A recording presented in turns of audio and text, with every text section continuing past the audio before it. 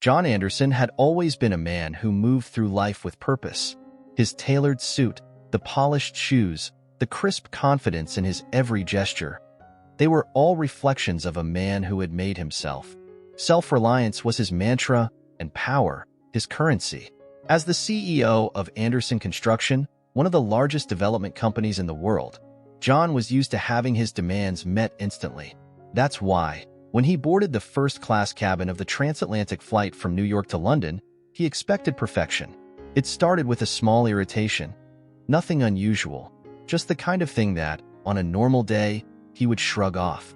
The woman sitting 2 rows ahead of him wasn't dressed like a typical first-class passenger. Her clothes were modest, practical even, and her hair, though neatly tied back, suggested a disregard for the sleek standards of upper-class grooming. But what really struck John, what truly offended his sensibilities, was the smell. A faint but unmistakable scent of hay and animal lingered in the air around her. John's nostrils flared with disgust. It was a scent he recognized from his childhood growing up in rural Montana, but one he'd long since left behind. He could not believe it. He had paid an obscene amount for this flight, and now he was expected to sit through it with the reek of a barnyard in the air? Unacceptable.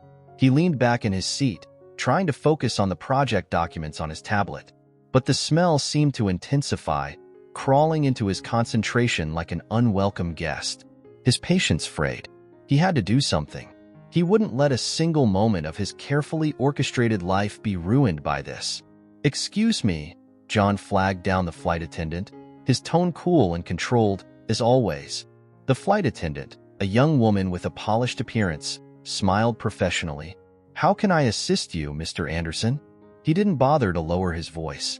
"That woman," he said, gesturing vaguely toward the front of the cabin, "she smells like a stable. It's disgusting." The flight attendant blinked, clearly caught off guard. I'm sorry, sir." John straightened in his seat, irritation flashing in his eyes. "I paid for a first-class experience. I don't expect to sit here inhaling the stench of livestock. I want her moved. Now." The attendant hesitated, her smile faltering. "I'm not sure if—" John cut her off, his voice harder now. "I don't care what you're sure of. This is unacceptable, and I expect you to fix it." The young woman's composure cracked for just a second, her eyes darting toward the woman in question. Then, regaining her professionalism, she nodded curtly. "I'll speak to the cabin supervisor." "Do that," John said, already dismissing her. He leaned back in his seat again, satisfied that his problem would soon be dealt with. He didn't even glance in the direction of the woman he'd just condemned to the back of the plane. To him, she was nothing more than an inconvenience, a bump on his otherwise smooth path.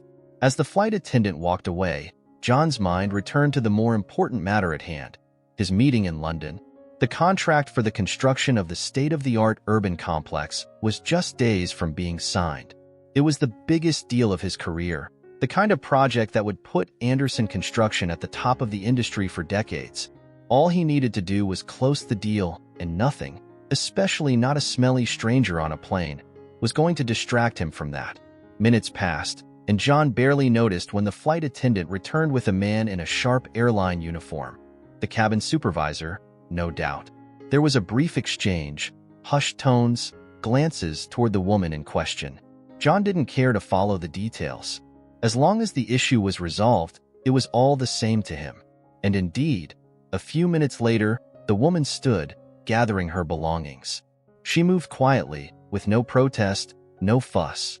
John didn't bother looking up from his tablet as she passed, her scent fading into the distance. John barely registered the woman's absence after she was moved to another section of the plane.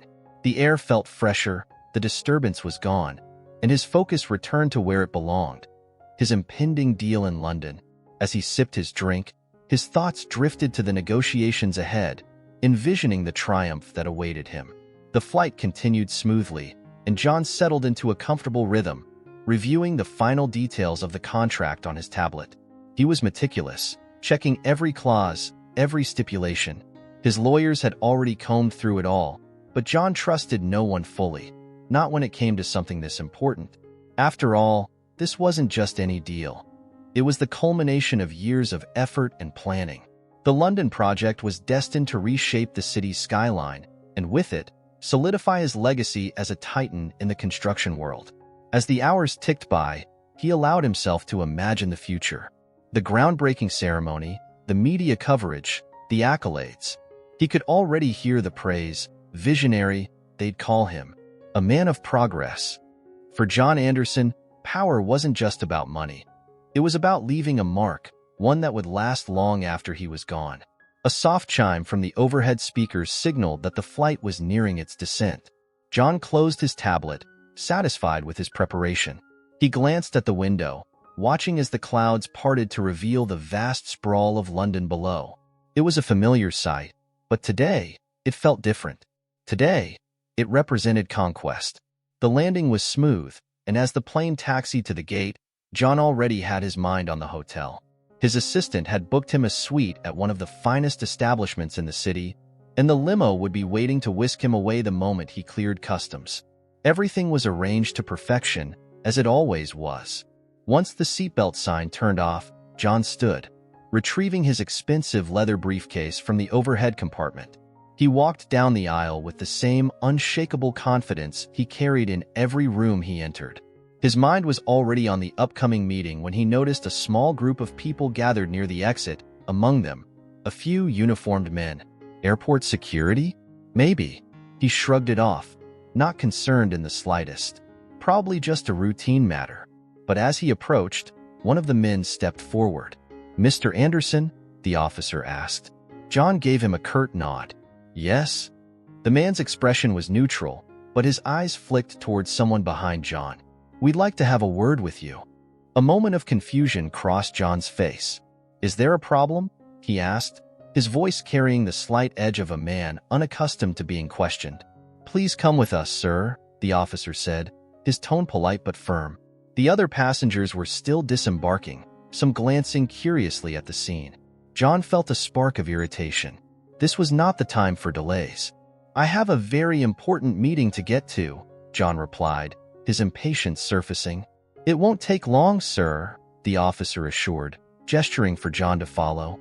With a sigh, John complied, albeit reluctantly. He hated being kept waiting, especially by someone in a cheap uniform. This was no way to treat a man of his stature, but he followed anyway, certain it would be resolved quickly. He was led down a private corridor of the airport, away from the main flow of passengers. As they walked, John's mind raced, trying to figure out what this could be about. A mix-up with his luggage, perhaps?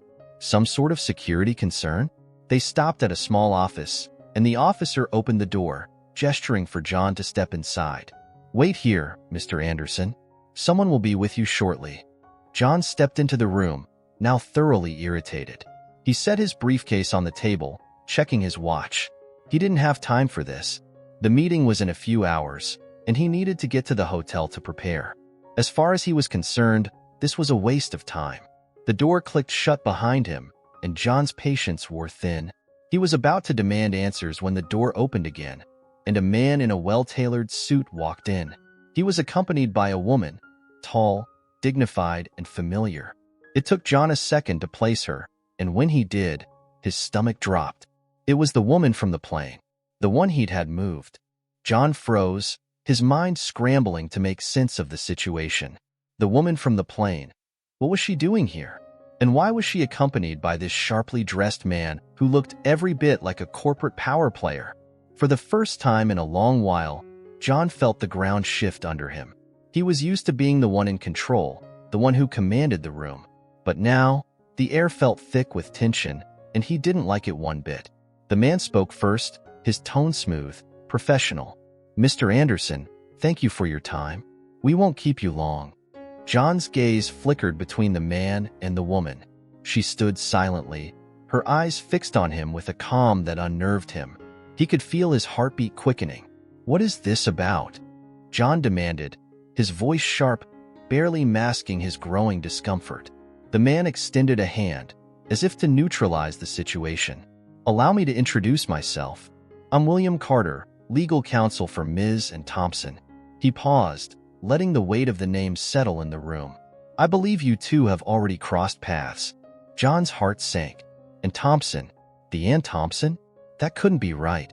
He looked again at the woman, his eyes widening in slow recognition. He'd heard her name many times in his circles, a prominent philanthropist, an influential figure in both business and humanitarian efforts. But this was impossible. She couldn't be the woman from the plane. And spoke then, her voice soft but firm, cutting through the silence like a blade. "Mr. Anderson, I think we need to have a conversation about respect." John opened his mouth, but no words came out. He was rarely at a loss for words, yet here he was, standing in front of one of the most powerful women in the world, a woman he had treated with outright contempt just hours earlier. He cleared his throat, trying to regain some composure. I didn't realize who you were," John stammered, already hating the way he sounded. Weak, defensive, and raised a brow, her calm demeanor never faltering. "And would it have mattered if you had?" she asked, her tone neutral but heavy with meaning. John felt the sting of her words. He wanted to deny it, to claim that he wasn't the kind of man who treated people differently based on who they were. But the truth hung between them, undeniable. He had treated her as if she were beneath him, all because of how she looked. "Look," John started, trying to salvage the moment. "I'm sure we can work this out. I didn't mean to offend you. It was just a misunderstanding." William Carter cleared his throat, stepping forward slightly. "Mr. Anderson, this isn't just about an apology. Miss Thompson owns the land you're hoping to develop in London." John's mind went blank. He stared at them, the full weight of the situation crashing down on him. No, it couldn't be. This was the deal. The one that would secure his company's future, his legacy. His breath caught in his chest as realization dawned on him. I didn't know," John muttered, his voice hollow, and crossed her arms, watching him closely. "No, you didn't. But now you do. The question is, what are you going to do about it?" John's thoughts raced. This was a disaster, an unmitigated disaster. He had insulted the one person who had the power to destroy everything he had worked for. And worse, she seemed completely unmoved by any of his attempts to smooth things over. His charm, his status, none of it seemed to matter to her. "I'm willing to make amends," John said, his voice tight, his words coming out faster now. "Whatever you need. More money, better terms. We can negotiate. Just tell me what you want, and I'll make it happen." For a moment, and said nothing. She simply stared at him, as though weighing his every word, his every move. Then, slowly, she shook her head.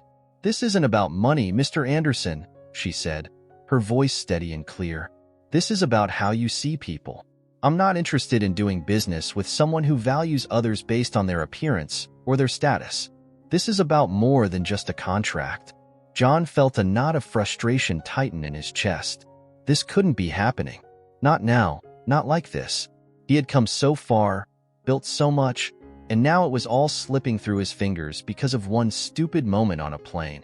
He opened his mouth to speak, to argue, to say anything that might change her mind, but the words stuck in his throat, and glanced at William, who gave a small nod before stepping forward again. "Miss Thompson is prepared to reconsider the deal, but only if there's a fundamental shift in how you approach this relationship, Mr. Anderson," he said. "She's not looking for a larger payout. She's looking for respect for her, and for the people this project will affect." John blinked, stunned into silence.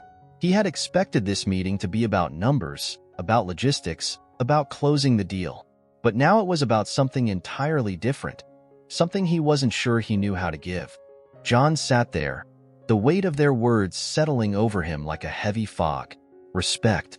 The one thing he'd never had to consider in his world of contracts, deals, and hard negotiations. It had always been about who had the upper hand, who controlled the resources, and who could walk away with the most. Respect was optional. He glanced at Anne again, sitting so calmly across from him, as though none of this had rattled her in the slightest. She wasn't moved by his status, his power, or his money. In fact, she seemed to see right through all of it, straight to the core of who he was, and she didn't like what she saw. "I'll be honest," John said slowly, choosing his words carefully. "I've never been in a situation like this. I know how to close deals. I know how to get things done. But this is different. He looked up, meeting Anne's eyes for the first time since they'd entered the room. I don't know what you want from me, and tilted her head slightly, her expression softening, but only a fraction. I'm not asking for perfection, Mr. Anderson. I'm asking for decency. For you to treat people as more than just stepping stones on your path to success. John's jaw tightened. The words stung because they were true. He had built an empire by seeing opportunities where others saw obstacles. People were assets, resources to be used and discarded when they were no longer useful. It had worked for him. Until now. He leaned back in his chair, rubbing a hand across his face. You think I can just change overnight? He asked, the frustration clear in his voice.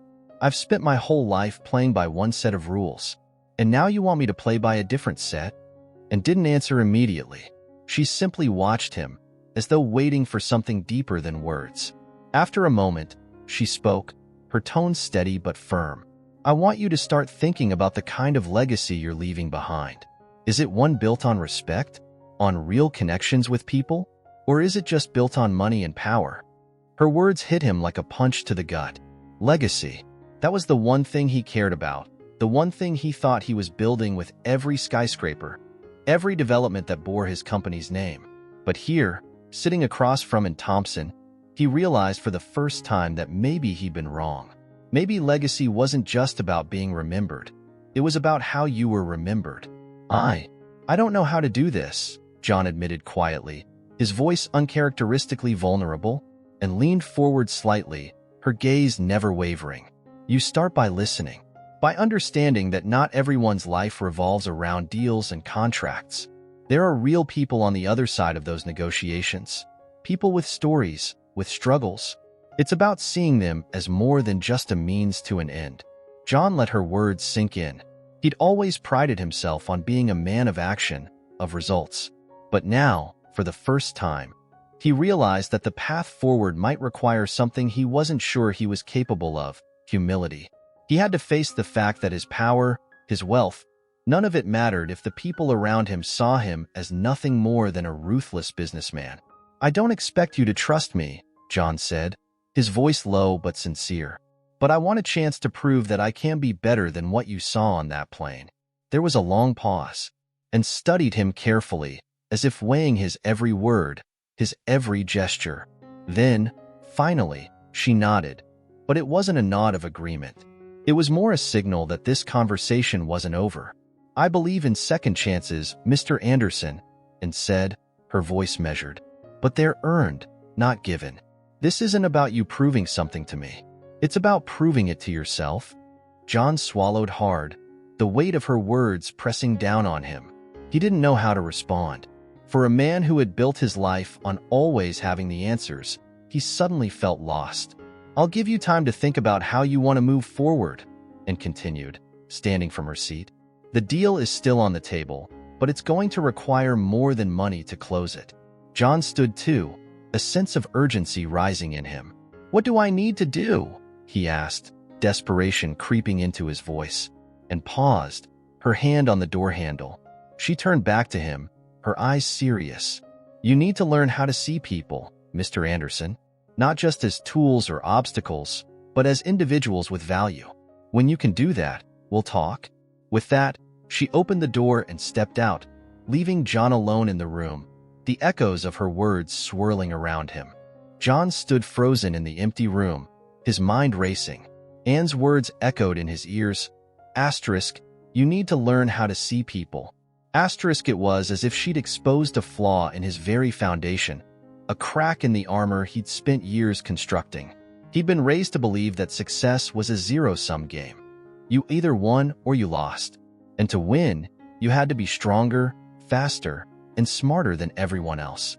Compassion, understanding. Those were for people who didn't have what it took to make it to the top. At least, that's what he'd always believed. But now, with everything on the line, he couldn't help but wonder if he had been wrong. His phone buzzed in his pocket, pulling him out of his thoughts. It was a message from his assistant, confirming the time of his meeting with the investors. John stared at the screen, but his mind was elsewhere. The meeting seemed distant, unimportant, compared to the storm of emotions churning inside him. How could he fix this? Was it even possible? He left the room in a daze, moving through the airport without fully registering the people around him. His usual confident stride was replaced by something slower, more tentative.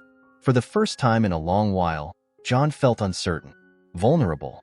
His driver was waiting at the curb when he stepped outside, the sleek black sedan gleaming in the sunlight. John slid into the back seat, barely acknowledging the driver's polite greeting. As the car pulled away from the terminal, John stared out the window, his thoughts still tangled. The city blurred past him. Skyscrapers, people, traffic, all the things that usually represented power and success to him now felt hollow. He thought of Anne's face, the calm intensity in her eyes as she spoke to him. She didn't need his money, his influence. She had power of a different kind, one that he didn't understand but knew he had to reckon with. They pulled up to the hotel, and John got out without a word, heading straight for the elevator. The ride up to his suite was silent, except for the low hum of the elevator cables. When the doors slid open, he stepped into the hallway, the plush carpet muffling his footsteps. Inside the suite, John dropped his briefcase on the nearest chair and loosened his tie. The room was immaculate, just as he liked it, everything in its place. But for the first time, the luxurious surroundings didn't comfort him. They felt empty. He wandered to the large window overlooking the city, hands resting on the cool glass. London sprawled out beneath him, a city of opportunity, wealth, and power. It was his kind of city. Yet now, staring at it, John couldn't shake the feeling that something fundamental was missing from his life. The knock at the door startled him. John turned, blinking, as if emerging from a fog. He crossed the room and opened the door to find his assistant, Sarah, standing there with her usual clipboard in hand. "Mr. Anderson, I just wanted to confirm your schedule for the rest of the day," she said, her voice efficient and professional, as always. "The investors are expecting you at 3, and I've arranged a dinner with the legal team at 7. John nodded, but his mind was still distant, the weight of Anne's words heavy on his shoulders. "Thank you, Sarah," he said, his voice lacking its usual commanding tone. She hesitated for a moment, then looked up at him with a slight frown. "Is everything all right, sir? You seem different." John's instinct was to brush off the concern, to reassure her that everything was fine, that he was still the same unstoppable force he'd always been. But something in him had shifted. He couldn't bring himself to lie. "I don't know, Sarah," he admitted quietly. "I really don't." She looked at him, surprised by the honesty in his voice. For as long as she had worked for him, John had always been the picture of certainty and control. To see him like this, unsure, vulnerable, it was jarring. "If you need anything, sir," she said softly, "I'm here." John gave her a faint nod. "Thank you. I'll let you know." As she left, John stood there for a moment, feeling the weight of his own admission. He didn't know what was happening to him, but something was, and it scared him. He turned back to the window. The city spread out before him like a vast kingdom, a kingdom he had worked his whole life to build. But now, standing there, he couldn't shake the feeling that he had built it on the wrong foundations. Respect, legacy, people. He needed to figure out how to make those things matter, not just for the deal, but for himself. And he had no idea where to start. Enjoying the video? Subscribe to our channel to receive more interesting content. Click the subscribe button and stay updated with the latest news. John stared out the window of his hotel suite, the sprawling city of London beneath him, glistening under a layer of clouds. The skyline was impressive, a testament to ambition and vision, just like the project he was supposed to finalize here. And yet, the weight of his thoughts hung heavy in the air, pressing down on him, making the grandeur of the city feel distant and cold.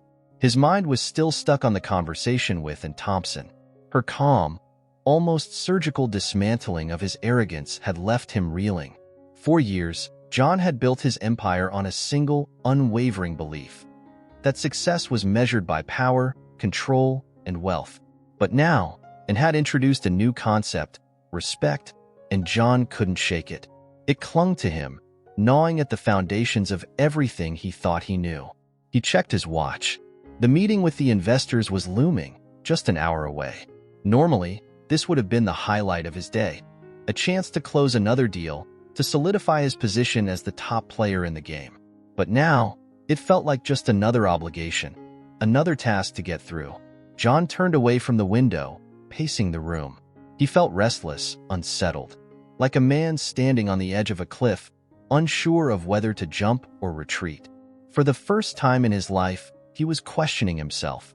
Not his business strategy, not his leadership, but himself.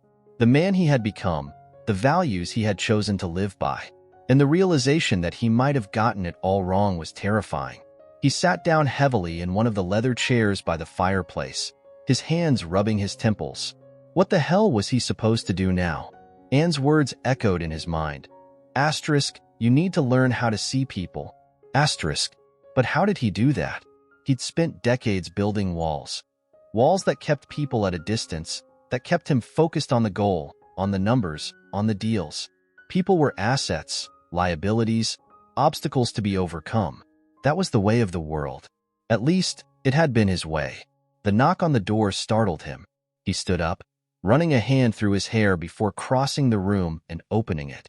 His assistant, Sarah, stood there again, her face slightly more concerned than it had been earlier. Mr. Anderson, she began, her tone professional, but with a hint of hesitancy. I've just received word from the investors. They're ready for the meeting whenever you are. John nodded, though he wasn't sure he was ready at all. Thank you, Sarah.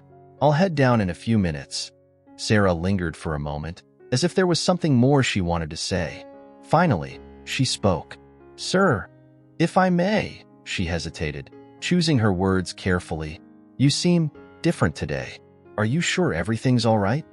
John looked at her, and for the first time, he saw her not just as his assistant, not just as someone who handled his schedule, but as a person. Sarah had worked for him for years. She knew the ins and outs of his business, had seen him at his best and his worst. And yet, he'd never really seen her. She was just part of the machine that kept his world running smoothly. But now, standing in front of her, John realized how blind he had been. How many people had he treated this way? How many times had he brushed off their humanity because he was too focused on his own success? I'm not sure if everything is all right, he admitted, his voice low, but I'm trying to figure it out. Sarah's eyes softened, and for a moment, she looked as though she wanted to say more. But she simply nodded. If there's anything I can do, let me know. John smiled faintly. Thank you, Sarah. I appreciate that. As she left, John felt a strange sense of clarity. It wasn't much, just a flicker of something new, something he couldn't quite define yet. But it was there, a small shift in the way he saw things. Maybe that was what Anne had been talking about. Starting small, with simple acknowledgments, with seeing people for who they were, not what they could do for him. He glanced at the clock. It was time to face the investors. With a deep breath, John grabbed his briefcase and headed down to the conference room. The elevator ride felt longer than usual, the soft hum of the machinery only amplifying the knot in his stomach. When the doors finally opened, John stepped into the hallway, steeling himself for what lay ahead. The conference room was sleek and modern, with large glass windows offering a panoramic view of the city. The investors were already seated around the table, their eyes turning toward him as he entered. There was a tension in the air, the kind that comes before big decisions, before deals are made or broken. John walked to the head of the table, his usual place of command. But today, he didn't feel like the man in control.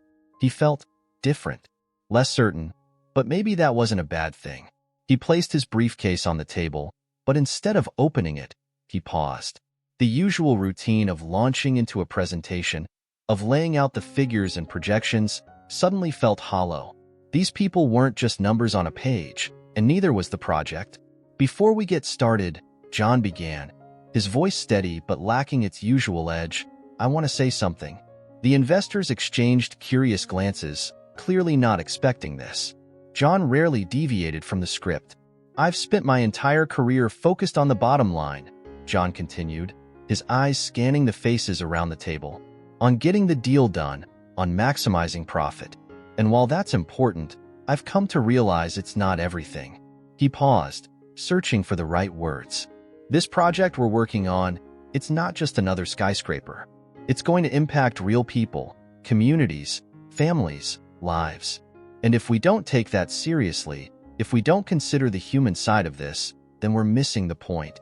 The room was silent, the investors watching him closely. I'm committed to making sure this project isn't just about money, John said, his voice firm now. It's about building something that benefits everyone involved. And I want us to approach it with that in mind. For a moment, no one spoke. The investors seemed to be processing his words, unsure of what to make of this unexpected shift in tone. Finally, one of them, a woman seated near the middle of the table, nodded. I think we can work with that, she said, her voice thoughtful. John exhaled, a weight lifting from his chest. It wasn't much, but it was a start. A small step towards something better, something more meaningful. John left the meeting with the investors feeling something he hadn't experienced in years, a strange combination of relief and unease. He had walked into that room expecting to fight for the deal, to convince the board that his vision was the one that would make them all richer.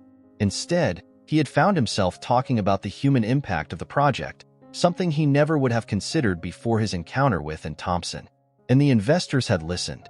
More than that, they had agreed. The deal wasn't signed yet, but John could tell from their responses that they respected the change in his approach. It wasn't just about the bottom line anymore. They had seen something different in him, something they weren't used to seeing in a man like John Anderson. He walked through the hotel lobby, his steps slower than usual, his thoughts still tangled. The conversation with Anne, the meeting with the investors, it all felt like it was part of a shift, something pulling him away from the man he used to be. The question was, who was he becoming? Back in his suite, John threw his briefcase onto the couch and loosened his tie, letting out a long breath. He went to the window, the view of London still magnificent, but the city now felt less like a conquest and more like a question. What was all of this worth if he couldn't respect himself? If people saw him as nothing more than a ruthless businessman? The knock at the door was soft, almost hesitant. John turned, half expecting it to be Sarah again. But when he opened the door, he found someone else standing there. And Thompson. She stood in the hallway, a calm but unreadable expression on her face, her hands resting casually at her sides. John blinked, caught completely off guard. He hadn't expected to see her again so soon, if at all. "May I come in?" and asked, her voice as steady as always. John stepped aside, wordlessly gesturing for her to enter. She walked into the suite, her eyes scanning the room briefly before turning back to him. John closed the door behind her, his mind racing. What was she doing here? Had she come to shut down the deal completely? To deliver some final blow? "You surprised me today," Anne said, turning to face him. "In the meeting." John frowned slightly, unsure of what she meant. "I wasn't expecting you to be there," he replied, the tension still evident in his voice, and gave a small nod. "I wasn't planning to be," she admitted, "but I wanted to see how you handled it. After our last conversation, I wasn't sure what to expect." John crossed the room, sitting down in one of the armchairs near the window. He motioned for Anne to sit in the chair opposite him, but she remained standing, her eyes locked on him. "You changed your approach," she said, more of a statement than a question. "I did," John replied, still feeling the weight of the shift inside him. "I meant what I said. This project isn't just about profit anymore. I realize that I've been looking at everything the wrong way. You made me see that." Anne's expression remained calm, but there was something in her eyes. A flicker of approval, maybe? Or was it just curiosity? "You've spent a long time building yourself into a certain kind of man, John," she said, her tone gentle but firm. "Changing that isn't going to happen overnight." "I know," John admitted, "but I want to try. I don't want to be that person anymore, the one who treats people like they don't matter." And finally sat down, her hands resting lightly in her lap. She studied him for a moment before speaking again. "Most people in your position wouldn't care," she said quietly. "They wouldn't even notice the damage they were doing. But you've noticed. That's a start." John looked at her, his chest tightening. There was something about the way Anne spoke to him, like she saw through all the layers he had built around himself, straight to the core of who he was. It was both unsettling and freeing. "I don't know how to be different," John confessed, his voice low. "I've been doing this for so long, I don't know where to start." and leaned forward slightly, her gaze steady. You start by understanding that it's not about you. It's about the people around you, the people who depend on you, the people who work for you, the people whose lives you impact. If you can start seeing them, really seeing them, the rest will follow. John swallowed, feeling a lump form in his throat. It was so simple, yet so foreign to him. He had spent his entire life looking at the world through a lens of profit and loss, never stopping to think about the human side of his decisions. I want to do better, John said quietly, his voice almost a whisper. But I don't know if I can. Anne's expression softened slightly. You can, she said, but it's going to take time, and it's going to take more than just words. John nodded, feeling a strange mix of hope and fear. He had never been one to back down from a challenge, but this was different. This was about changing something deep inside him, something that had been there for as long as he could remember. What about the deal? John asked, his voice a little steadier now. Is it still on the table? And smiled faintly, a smile that was neither warm nor cold, just honest. The deal is still on the table, she said. But like I told you before, this isn't just about money. If we're going to move forward, it has to be with a different approach, one that respects the people involved. I'm willing to give you the chance to prove that you're ready for that. John exhaled, feeling the tension in his shoulders ease slightly. It wasn't a victory, not yet, but it was a step in the right direction. He had a long way to go, but at least now, he had a path forward. Thank you, John said, his voice filled with more sincerity than he had expected. I won't waste this chance. And stood, her calm presence still filling the room. I hope not, she said simply, because this isn't just about your career, John. It's about the kind of person you want to be. With that, she turned and walked toward the door, leaving John alone in the suite once more. He watched as she left, the door clicking shut behind her. For the first time in years, John felt something he hadn't expected to feel, hope. Real hope. Not the kind that came from closing a deal or winning a contract, but the kind that came from knowing that maybe, just maybe, he could change. John sat in silence long after and left, staring at the door she had walked through. The weight of her words hung in the air, thick and heavy. Asterisk, this isn't just about your career. It's about the kind of person you want to be. Asterisk. He had always thought of himself as successful, even admired, for the empire he had built. But now, with everything laid bare, he realized that success wasn't enough. Not if it came at the expense of the things that mattered most. The people around him, the respect he had never cared to earn. The sun was setting outside his window, casting long shadows over the city. John stood and walked over to the glass, watching the streets below fill with people heading home, wrapping up their day. He wondered if any of them had ever felt the way he did right now. Like the ground beneath their feet had shifted and they were left standing on something new, something unfamiliar. He had spent his entire life standing on the pillars of power, money, and control. But now those pillars felt unstable, ready to crumble if he didn't figure out how to rebuild them. A vibration in his pocket pulled him from his thoughts. He pulled out his phone and saw an incoming call from Sarah. He stared at the screen for a moment, tempted to ignore it, to stay in the quiet for just a little longer. But then he realized that putting off the rest of his life wasn't an option. He answered the call. Yes, Sarah? Mr. Anderson, Sarah's voice came through, businesslike as usual, but there was a hint of something softer there. I wanted to remind you about the dinner meeting with the legal team at 7. Should I confirm the reservation? John hesitated. Normally, he would have been on top of it, making sure everything was lined up perfectly, making sure everyone knew he was in control. But tonight, he didn't feel like that man. He didn't want to be. No, he said, surprising even himself. Cancel it. I need the evening to think. There was a pause on the other end of the line, as if Sarah was unsure if she had heard him correctly. Are you sure, sir? This meeting is important for finalizing the contracts. I'm sure, John replied, a little more firmly this time. I need some time. Of course, sir, Sarah said, recovering quickly.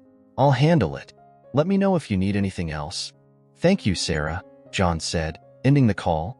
He set the phone down and let out a long breath, running a hand through his hair. The idea of sitting down with his legal team, talking numbers and terms, felt hollow now. He couldn't face it, not tonight.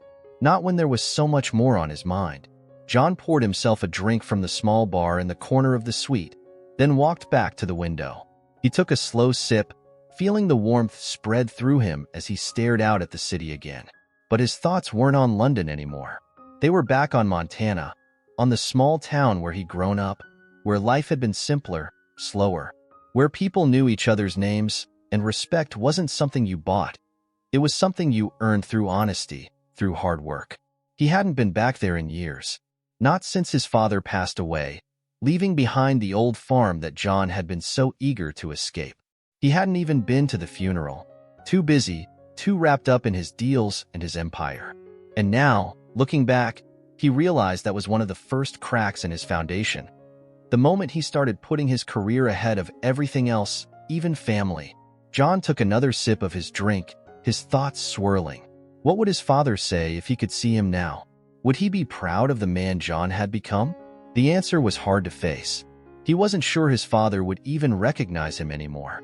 Setting the glass down, John walked over to his briefcase and opened it, pulling out the documents for the London project. He spread them out on the table, staring at the numbers, the plans, the blueprints.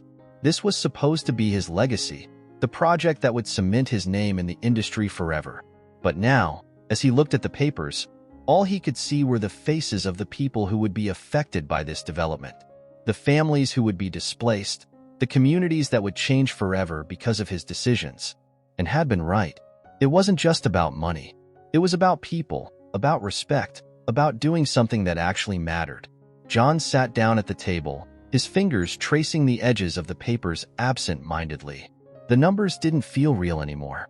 The lines on the blueprints seemed cold, impersonal. For so long, he had seen this project as a monument to his success, but now it felt like something else entirely. A monument to everything he had done wrong. What if he could change that? What if he could take this project and turn it into something that wasn't just about profit, but about making a real difference? It was a radical thought, one that he never would have entertained before. But now, it seemed like the only thing that made sense. He stood up abruptly, pushing the chair back. He needed to talk to someone who could help him figure this out. And he knew exactly who that someone was. Grabbing his jacket, John left the suite and headed for the elevator. As he rode down to the lobby, his mind was racing with possibilities. He didn't know what he was going to say when he got there, but he knew he had to say something. The streets of London were busy as always, the lights of the city casting a warm glow on the sidewalk as he stepped outside. He hailed a cab, giving the driver an address he hadn't planned on visiting again so soon. The ride was short, but it felt like an eternity. When the cab finally pulled up to the address, John hesitated for a moment before getting out. He stood on the sidewalk, staring up at the building in front of him. In Thompson's office. Taking a deep breath, John walked up to the door and stepped inside. The receptionist looked up, surprised to see him there. "Mr. Anderson," she said, "we weren't expecting you. Is everything all right?" John nodded, his expression serious. "I need to speak with Anne," he said. "It's important." The receptionist blinked, then nodded. "I'll see if she's available." As she picked up the phone, John stood there, his heart pounding in his chest. He didn't know what he was going to say, but for the first time in a long time, he felt like he was doing the right thing. And that was enough. For now, John stood in the quiet lobby of and Thompson's office, his pulse quickening as the receptionist spoke in hushed tones over the phone. He hadn't planned this, his sudden decision to come here, to face and again so soon. But something inside him had shifted. He couldn't sit in that hotel suite any longer, couldn't continue pretending that the life he'd built still made sense. There was too much at stake now, and for the first time, it wasn't just about the deal. The receptionist hung up the phone and offered John a polite smile. "Miss Thompson will see you now, Mr. Anderson. Please follow me." John nodded, his throat tight, and followed her down the hall. His steps were slow, deliberate, his thoughts a jumble of everything that had led him here. He knew he had to be honest, but honesty wasn't something he was used to. Not in a world where power meant always keeping a part of yourself hidden, always playing the game. But this wasn't a game anymore. It was something real, something that could change everything. The receptionist opened the door to Anne's office, and John stepped inside and sat behind a large, simple desk, her posture straight, her expression calm but focused. She looked up as he entered, her eyes narrowing slightly in curiosity. "John," she said, her voice even. "This is unexpected. I didn't think we'd be seeing each other again so soon." John swallowed, feeling the weight of her gaze. He was used to commanding rooms, used to having the upper hand, but here, with Anne, the dynamic was different. She didn't need to prove anything. She was in control simply by being herself. "I wasn't planning on coming here," John admitted, standing awkwardly near the door. "But after everything we talked about, I realized I couldn't just leave things the way they were." Anne's expression didn't change, but there was a flicker of interest in her eyes. "What is it you're here to say?" John stepped forward, finally taking a seat in the chair across from her. He sat with his elbows resting on his knees, his hands clasped together, and for a moment, he just stared at the floor, gathering his thoughts. This was harder than he had expected. "I've been thinking a lot about what you said," John began, his voice quiet but steady. "About people, about respect, and about the kind of person I've become," and watched him, her silence encouraging him to continue. "For a long time, I believed that success was about power and control," John went on. "I thought that if I was the one making the decisions, if I was the one holding the cards, I was winning. But what I've realized, what you made me realize, is that I've been losing sight of what really matters." And leaned back in her chair, her arms crossed. She didn't interrupt, but her expression softened slightly, as if she was beginning to understand why he had come. "I've spent my whole life focusing on the next deal, the next project," John continued. "And I've made a lot of money, built a lot of things. But what I haven't built are real connections. I've been so focused on the end goal that I stopped seeing the people in front of me, the ones who are affected by my choices." There it was, the truth, the one thing John had been avoiding for so long. And now, saying it out loud, it felt both terrifying and freeing. "I'm not proud of who I've become," John admitted, his voice thick with emotion. "And I want to change that. I don't want to be the man who treats people like they're expendable, like they don't matter. I want to do better.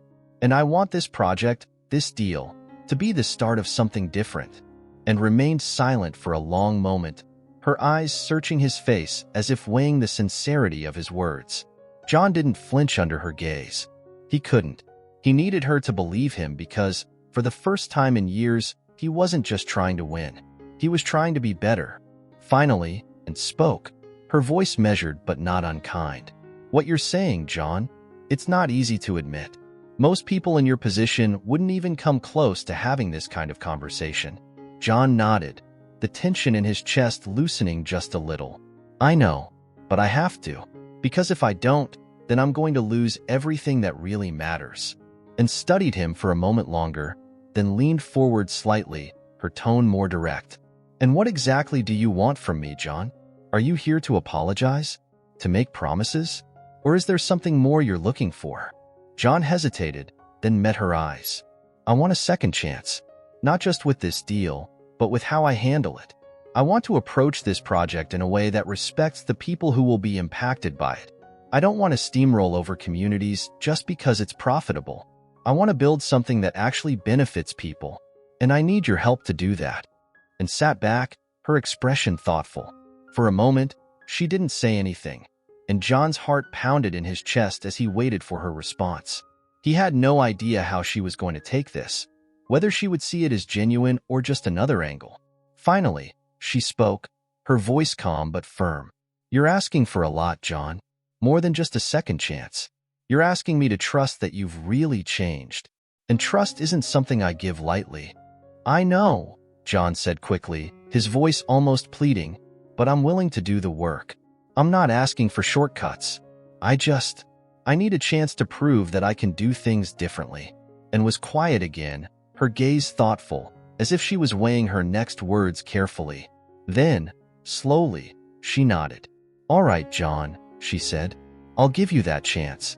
But understand this, it's not going to be easy.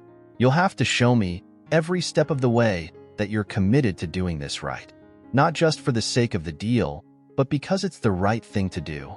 John exhaled, relief flooding through him. I will, he promised. I'll prove it to you. And stood, signaling that the conversation was coming to a close. John rose as well, feeling lighter than he had in days. This wasn't over. Not by a long shot, but it was a start. And that was more than he had hoped for. As they walked toward the door and paused, turning to face him once more. You've got a long road ahead of you, John, she said, her tone serious but not unkind. But if you're willing to put in the effort, I believe you can change. John nodded, his voice quiet but firm. I will.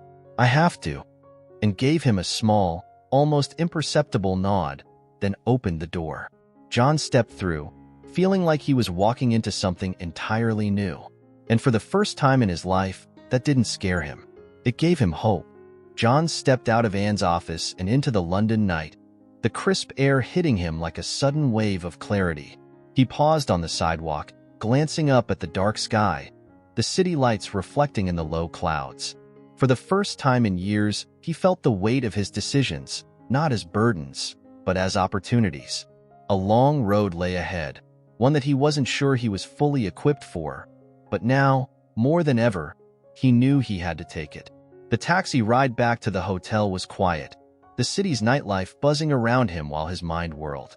His thoughts weren't on the numbers anymore, or the looming deadlines. They were on the people, on what and had said about real impact, about seeing others. He'd spent his entire life treating people like chess pieces, maneuvering them around to his advantage. But now, those old strategies felt hollow. Back at the hotel, John entered the suite, the soft glow of city lights filtering through the floor-to-ceiling windows. It was late, but sleep felt far off. He walked to the small desk by the window and pulled out his tablet. The London project blueprints appeared on the screen, all the familiar lines and figures that had once filled him with excitement. Now, though, he saw something different. He saw the people these lines would affect, the communities and had talked about. His fingers hovered over the screen, itching to make changes. He wanted to rebuild this project from the ground up, not just to satisfy Anne, but to prove to himself that he could do it right. But where to start? He stared at the plans, frustrated by how ingrained his old habits were. He didn't know how to think differently, not yet. John set the tablet aside and ran a hand through his hair. There was a long journey ahead, and he didn't have all the answers tonight. But he had something he hadn't had in a long time. A reason to be better. The next morning, John woke early. London was just beginning to stir, and the soft light of dawn spilled into his suite. He dressed quickly, his mind already on the day ahead. He had work to do, and it wasn't just about contracts or legal documents anymore. It was about proving to and to himself that he could take this project in a new direction. After grabbing a quick coffee in the hotel lobby, John headed to the car waiting for him outside. His assistant, Sarah, was already inside, reviewing the day's agenda. She glanced up as he slid into the back seat. "Good morning, Mr. Anderson," she greeted, her tone professional as ever, though there was a hint of curiosity in her eyes. She had sensed the change in him, but she hadn't asked about it yet. "Morning, Sarah," John replied, sipping his coffee.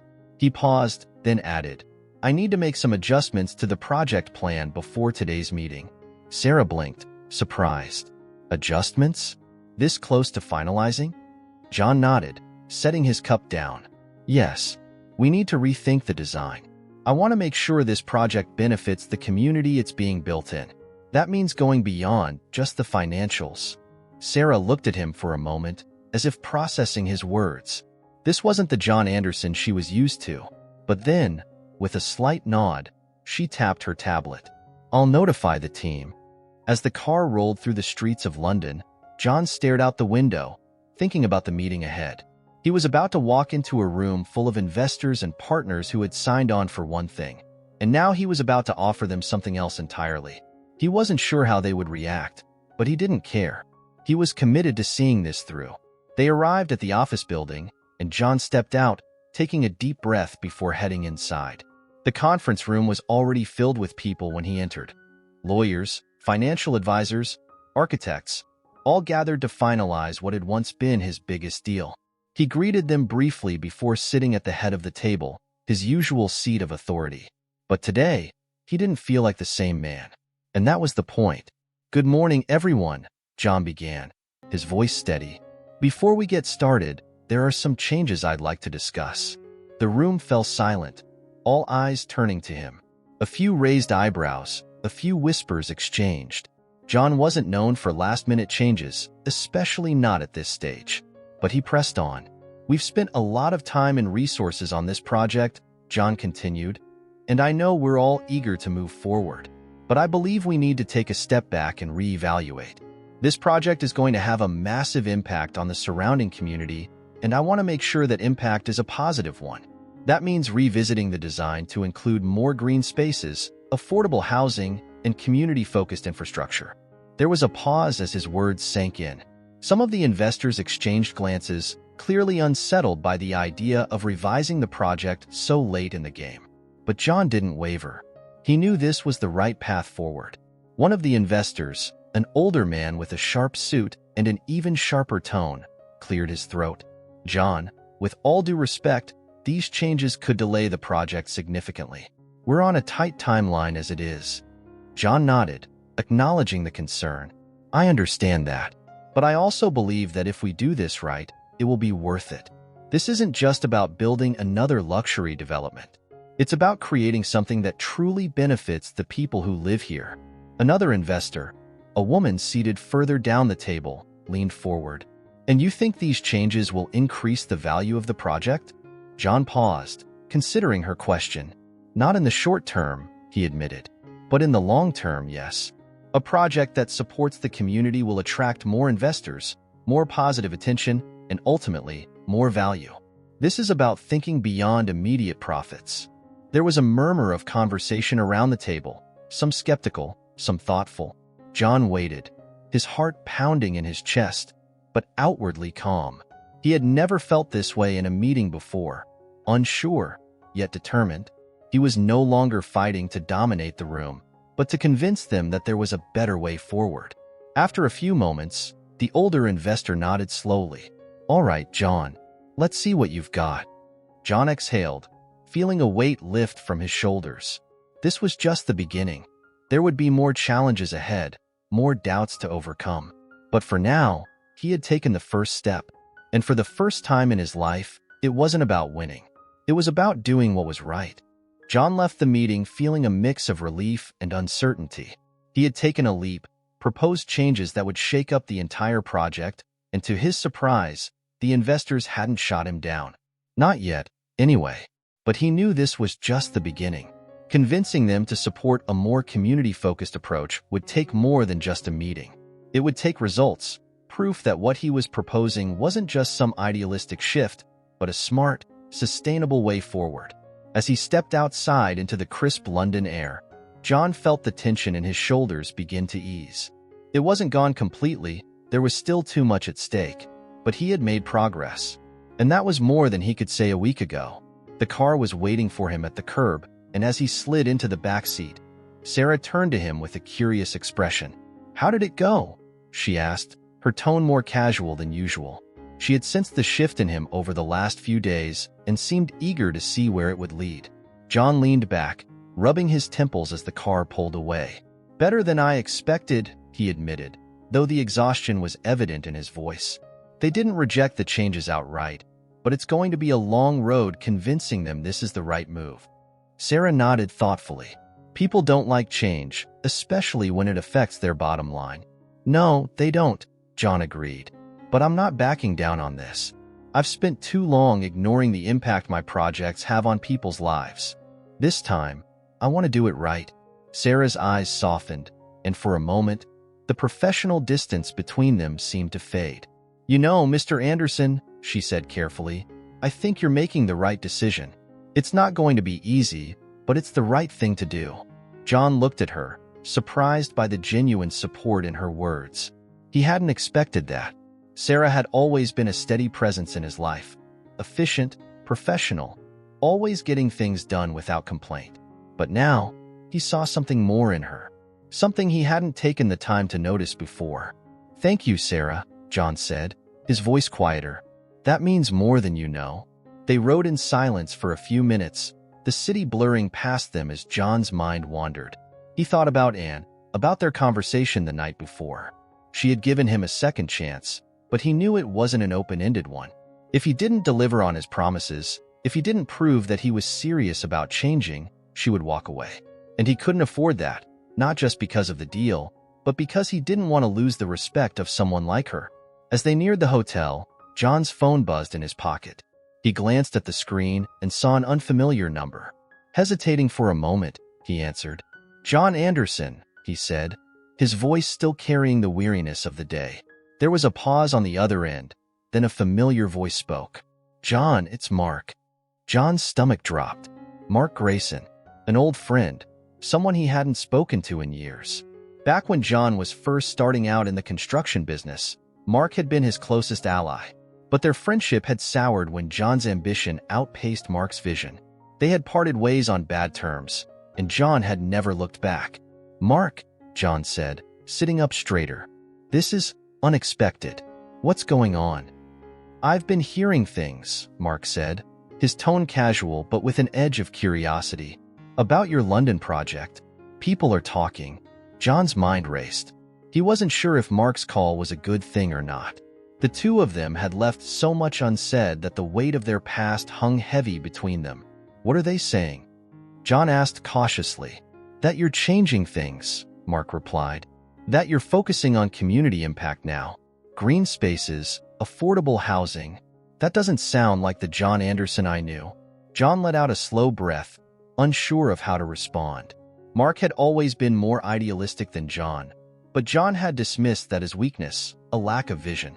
Now, though, he wasn't so sure. "I've realized a few things, Mark," John said carefully. "I've been looking at this business the wrong way for a long time. It's not just about building for profit. It's about building something that lasts, something that benefits everyone, not just the people at the top." Mark was quiet for a moment, and John could almost hear the gears turning in his head. Then, to John's surprise, Mark chuckled softly. Well, I didn't think I'd ever hear those words coming out of your mouth." John smiled faintly, though there was still tension in his voice. "Neither did I." "So, what's your plan?" Mark asked, his tone more serious now. "You've got a lot of people watching this project, John. If you screw it up, they'll be all over you." "I know," John said, "but I'm not going to screw it up. I'm committed to making these changes work. I just need to get the investors on board and prove that we can do this without sacrificing the financial viability of the project." Mark paused again, then said, "I can help." John blinked, surprised. "Help?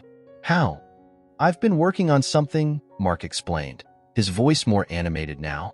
"A consulting firm that specializes in sustainable development. We've been working with a few smaller projects, but this, what you're doing, it could be big. We could make this work, John. Together." John felt a rush of conflicting emotions. The idea of working with Mark again, after all these years, after everything that had happened between them, it felt impossible. But then again, maybe that was what he needed. A fresh start, a chance to rebuild not just his business, but the relationships he had let crumble along the way. "Let me think about it," John said, his voice steady but cautious. "This isn't something I can decide overnight." "Take your time," Mark replied, his tone easy. "But don't take too long. This is a once-in-a-lifetime opportunity, John. And I think you know that." John ended the call, staring down at his phone for a long moment. The car pulled up to the hotel, and Sarah turned to him. "Everything all right?" John nodded slowly, slipping the phone back into his pocket. "Yeah," he said, though his mind was still racing. "Everything's fine." But as he stepped out of the car and into the hotel lobby, he knew that fine wasn't the right word. Something big was happening, and whether he was ready or not, it was already in motion. We hope you were moved and inspired by our story. We want to hear your opinion. Leave a comment below, share your impressions, and your own stories of resilience and hope. Don't forget to subscribe to our channel so you don't miss our next emotional videos. Join us on this journey and follow more incredible stories. See you next time.